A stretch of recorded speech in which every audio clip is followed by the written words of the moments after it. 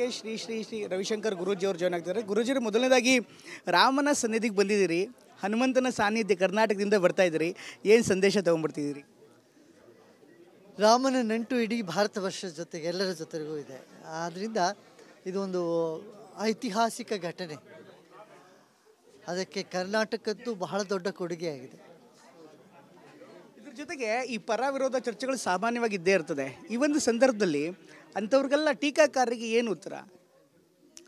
ನೋಡಿ, ಯಾವುದೋ ಒಂದು ದೊಡ್ಡ ಮಹತ್ವಪೂರ್ಣ ಕೆಲಸ ಆದರೆ 4 ಜನ ಟೀಕೆ ಮಾಡೇ ಮಾಡ್ತಾರೆ. ಅದರಲ್ಲಿ ಏನು ಅಂತ ಧ್ಯಾನ ಕೊಡಬೇಕಾದ ಅವಶ್ಯಕತೆ ಇಲ್ಲ. ಜನರಲ್ಲಿ ತುಂಬ ಉತ್ಸಾಹ ಇದೆ. ಇಡೀ ದೇಶದಲ್ಲಿ, ಇಡೀ ಪ್ರಪಂಚದಲ್ಲಿ ಇಂಥ ಒಂದು ಉತ್ಸವ ನನಗೆ ತಿಳಿದ ಮಟ್ಟಿಗೆ ಯಾವತ್ತೂ ಆಗೇ ಇಲ್ಲ. ಪ್ರಪಂಚದಲ್ಲೂ ಎಲ್ಲೂ ಆಗಿಲ್ಲ ಇಷ್ಟು ದೊಡ್ಡ ಉತ್ಸವ. ತ್ರೇತಾಯುಗದಲ್ಲಿ ರಾಮ 14 ವರ್ಷ ವನವಾಸಕ್ಕೆ ಹೋಗಿದ್ದ. ಕಲಿಯುಗದಲ್ಲಿ ಹತ್ತತ್ರ 496 ವರ್ಷ ವನವಾಸ.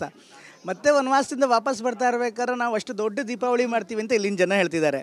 ತಾವು ಈ ಒಂದು ಕ್ಷಣವನ್ನು ಹೇಗೆ ಎದುರು ನೋಡ್ತಾ ಇದ್ದೀರಿ? ಅಲ್ಲ, ಈ ಕ್ಷಣಕ್ಕೆ ಎಲ್ಲರೂ ಕಾತುರದಿಂದ ಕಾಯ್ತಾ ಇದ್ದರು ನಮ್ಮ ಇಡೀ ದೇಶದಲ್ಲಿ. ಅದು ಆ ತೀರ್ಪು ಬಂದ ಕೂಡಲೇ 2019 ತೀರ್ಪು ಬಂದ ಕೂಡಲೇ ಮಾಡಬೇಕು ಅಂತ ಎಲ್ಲರ ಮನಸ್ಸಲ್ಲೂ ಇತ್ತು.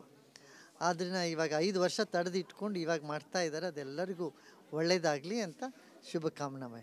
ಕೊನೆಯದಾಗಿ ಈ ರಾಮನ ಸನ್ನಿಧಿಲಿ ಏನು ಸಂಕಲ್ಪ ಮಾಡೋದಕ್ಕೆ ಬಯಸ್ತೀರಿ? ಕನ್ನಡಿಗರ ಪರವಾಗಿರ್ಬೋದು, ನಿಮ್ಮ ಭಕ್ತಾದಿಗಳ ಪರವಾಗಿರ್ಬೋದು. ಯಾಕೆಂದರೆ ಇಂಥ ಕ್ಷೇತ್ರದಲ್ಲಿ ಸಂಕಲ್ಪ ಸಿದ್ಧಿ ಆಗತ್ತೆ ಅನ್ನುವಂಥದ್ದು ಒಂದು ನಂಬಿಕೆ.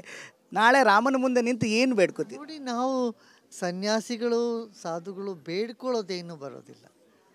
ನಾವೇನು ಸಂಕಲ್ಪ ಮಾಡಿದ್ರೆ ನಾವೇನು ಮಾಡ್ತೀವಿ, ಎಲ್ಲರಿಗೂ ಒಳ್ಳೆಯದಾಗಲಿ ಅನ್ನೋ ಒಂದು ಆಶೀರ್ವಾದ ಮಾಡ್ತೀವಿ.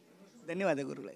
ಇದಿಷ್ಟು ರವಿಶಂಕರ್ ಗುರೂಜಿಯವರು ಹೇಳ್ತಾ ಇರುವಂಥ. ಮತ್ತು ಕ್ಯಾಮ್ರಾಮನ್ ನರೇಶ್ ಜೊತೆ ಪ್ರಮೋದ್, TV9 ಅಯೋಧ್ಯೆ.